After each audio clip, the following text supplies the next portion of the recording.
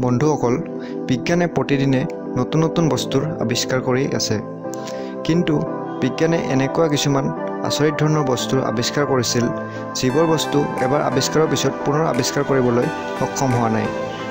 বন্ধুসকল, এই ভিডিঅ'টোৰ জৰিয়তে এনে কিছুমান পৃথিৱীৰ পৰা বিলুপ্ত হোৱা অসাধাৰণ আৱিষ্কাৰৰ বিষয়ে আলোচনা কৰা হৈছে।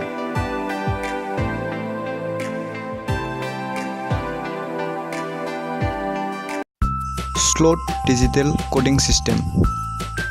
বন্ধুসকল, জন স্লট এজন ডিউচ ইলেক্ট্ৰনিক ইঞ্জিনিয়াৰ আছিল আৰু তেওঁ ডাটা কম্প্ৰেছন অৰ্থাৎ সংকোচন কৰা এনে এটা আচৰিত ধৰণৰ পদ্ধতিৰ আৱিষ্কাৰ কৰিছিল যাৰ দ্বাৰা প্ৰায় 800 MBৰ ফাইল এটা 8 KBৰ ফাইললৈ পৰিৱৰ্তন কৰিব পাৰিছিল। তেওঁৰ এই নতুন আৱিষ্কাৰটো ফিলিপছ এক্সিকিউটিভ কোম্পানীক দেখুৱাইছিল। তাত তেওঁ 64 KBৰ চিপছ এটাৰ পৰা প্ৰায় 350 MBৰ 16খন হলিউড চিনেমা একেলগে চলাই দেখুৱাইছিল। স্লটৰ এই আৱিষ্কাৰটো ফিলিপছ কোম্পানীয়ে বৃহৎ পৰিমাণ টকাৰ বিনিময়ত কিনিব বিচাৰিছিল আৰু তাত তেওঁ মান্তিও হৈছিল।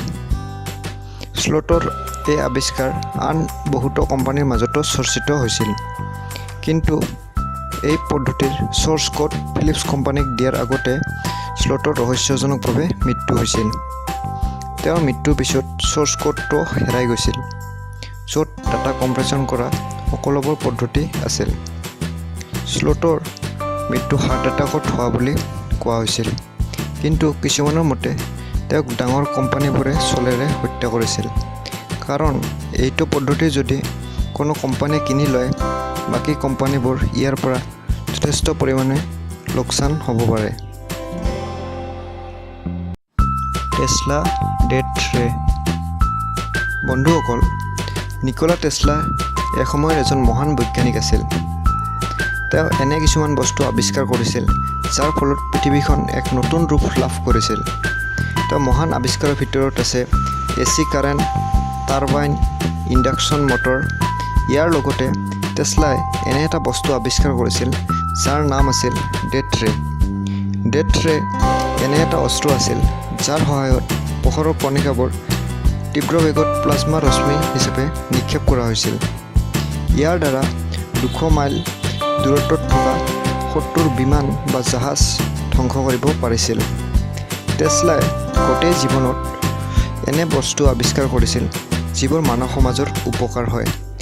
কিছুমানৰ মতে টেছলাই এই অস্ত্ৰটো সাজি উলিয়াইছিল, কিন্তু কোনোবা দেশে ইয়াক বেয়া কামত ব্যৱহাৰ কৰিব পাৰে বুলি ভাবি শেষত নষ্ট কৰি পেলাইছিল।